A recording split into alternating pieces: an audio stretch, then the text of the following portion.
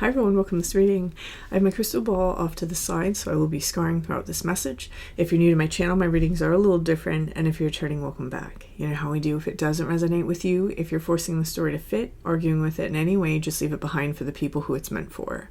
So let's go ahead and let's begin. Taking a step aside.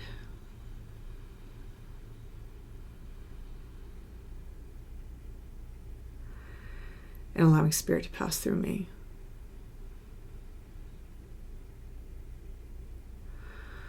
Opening up to receive information. Okay.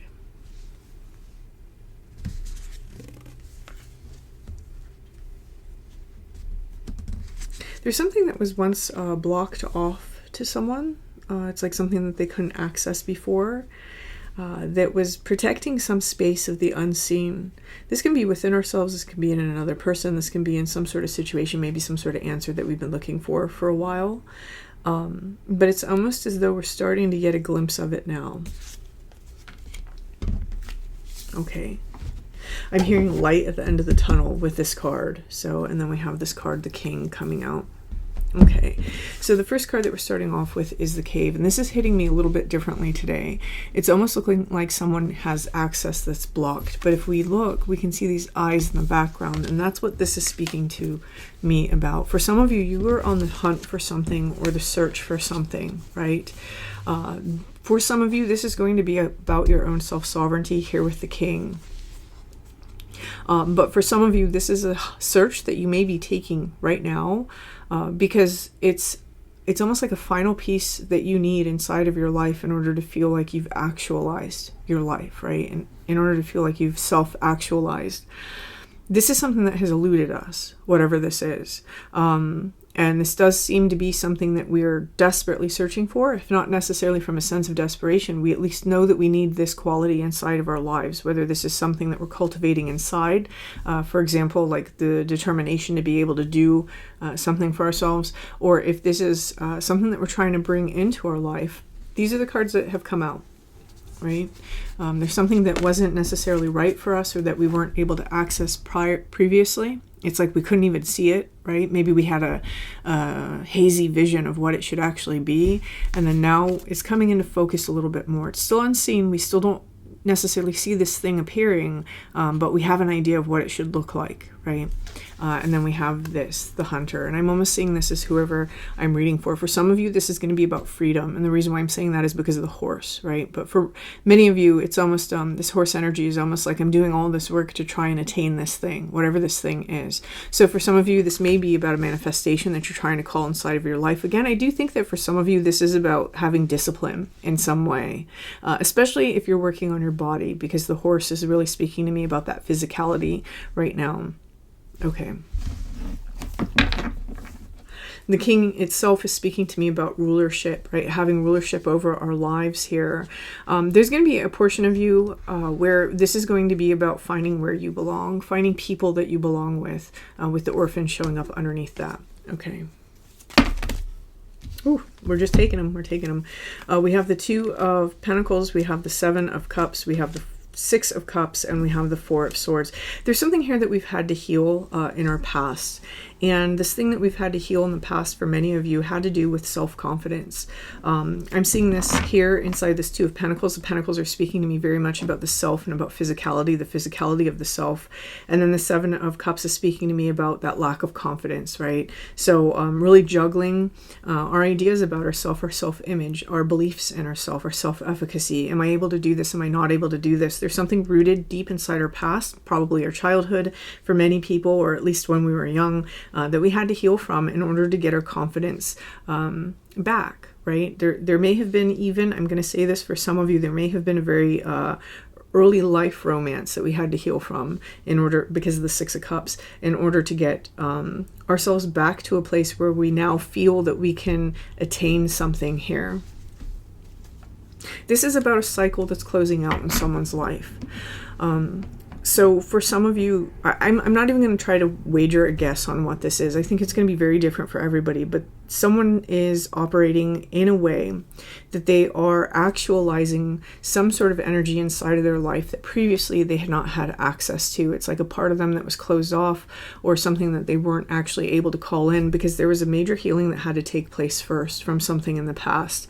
And now this is over. This is the World card is showing that this is over. This process is over. And we're ready for this, whatever this is now. Okay, we have the Empress card. So in whoever this message is for, this is probably what's taking place now. The Empress card was when we have beauty around us.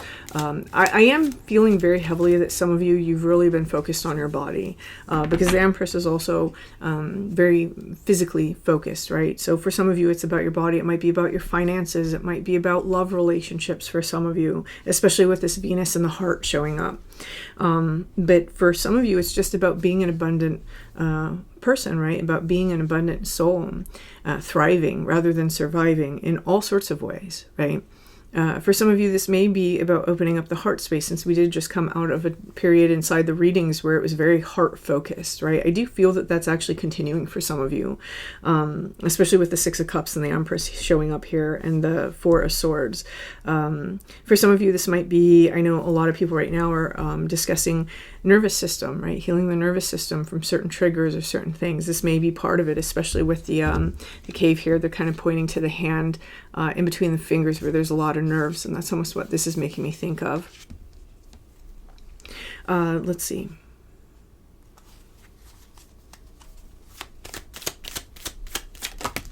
Okay. Now, sitting over the past position here, I have the Five of Cups. There was some sort of disappointment in the past. But again, this is making me feel a little bit like this is about self-esteem. We've had to take a very long journey in healing that self-esteem for whoever this message is for. And we're going from this place where we're in this energy, and we're moving into a place where we're in this energy, right? These are two completely different energies. When we have the orphan energy, this is someone that feels unwanted. They feel discarded. They feel not good enough, right? And here with the King, they feel alone, in other words. And with the King card, this is someone who just radiates that brilliance. This isn't necessarily an energy that is found inside of this energy, right? And so we're making a shift, a very dramatic shift from this energy into the energy of the King for whoever this message is for. We do have the Emperor showing up on the bottom. So we have Empress and Emperor. So for some of you, this is about a relationship as well. I'm taking these. We have the Three of Cups. We have the King of Wands, and we have the Knight of Swords. So this is about celebrating our ability to basically, right? This is the King of Wands card, to step into this energy, to step into this place where we know that we can get the things that we want, where we can, create things for ourselves. This is a very creative energy. He's not waiting for someone to give him a handout, as maybe the orphan is. This is always bringing me back to like the Six of Pentacles, for example, where somebody who's a little bit more well off is handing out money to two beggars on the street. When we step into the King of Wands energy, what we're doing is we're taking control of our willpower and our own creative expression. And so someone here, this is part of what you're doing, whether, in whatever area of life this is, but it seems to be happening rather quickly. For someone, it's almost like there's a situation that has happened here, a very disappointing situation that has caused you to have to really pick up speed. So there is a lot of change that's taking place very quickly for someone. And this is bringing me into the energy of the Hunter, right? This is where we see a light at the end of the tunnel and we're going for it. So whoever this message is for, you've been through an emotional healing journey with these cups, and this emotional healing journey was required to get you into the mindset to be able to go after this thing. And there's a light at the end of the tunnel. This is someone's confirmation that you're on the right track, right? You're absolutely on the right track. Okay, let's get this. Now, I will read from the book for this deck because I just think the magic is inside the book. So let's see. Okay.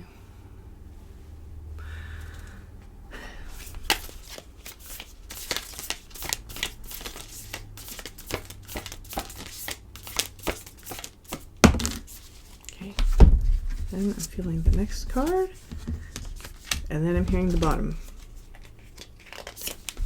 Okay.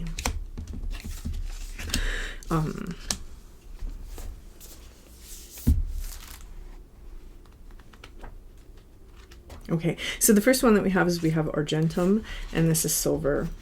And where am I at? I'm over here. Okay, this is lunar, reflective, and chrome. Amidst its upper echelon status, silver shines eternally in second position. It is a lesser sibling, the one that's not quite there yet. A true alchemist does not resist this truth, but rather studies its subtle implications and its wisdom. Silver requires polishing, or the surface tarnishes over time. Mirrors require cleaning, or the image clouds and distorts. Whereas gold sustains its own malleable radiance, silver asks for our participation. We must work at it. Don't give up now. And I'm going to stop reading there because I feel like that's the message. This is a message that there is a situation that's currently occurring, it looks like, where we're about to finally see something that we've never been able to attain for ourselves. And the message is to not give up, right? This is the message of the hunter. You can see the progression taking place in these three cards. First, we can't see it. We don't have access. Now we kind of see it, and now there's a light at the end of the tunnel.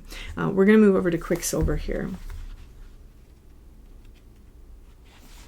Oh, it should be before that.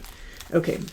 Argentum vivum, Quicksilver, slippery mobile mercury. Part liquid and part metal, Quicksilver, also known as mercury, is a mesmerizing material. Its gift is to slip between worlds. It cannot be pinned down or easily defined. Mercury came to symbolize the god Hermes and the great hermetic secrets of alchemy, always sliding away into secrecy just beyond the alchemist's grasp. It is said Mercury represents the transition between the physical and the unseen worlds, between life and death, between science and esoteric. It is the metal of sacred thresholds. And so whoever this message is for, you're on a sacred threshold, right? We have this almost very like slippery, like malleable creativity that's trying to come forward. And this creative expression, it doesn't have to be art, it doesn't have to be music, it's creating our life, right? It's creating our world the way that we want it. This is one of the things that's happening. But the thing that is interesting about this Quicksilver card is what it's saying is that it's not something that you can just create out of sheer willpower. There had to be something behind the scenes that changed as well. And so these two things are affecting each other. So someone now, you are at the vibration that is able to carry what it is that you're trying to create for yourself. You weren't before. And so this is what Silver and Quicksilver are both telling us for this reading. Now, the situation that seems to be taking place here comes down to the new pearl, which is Margarita Preciosa.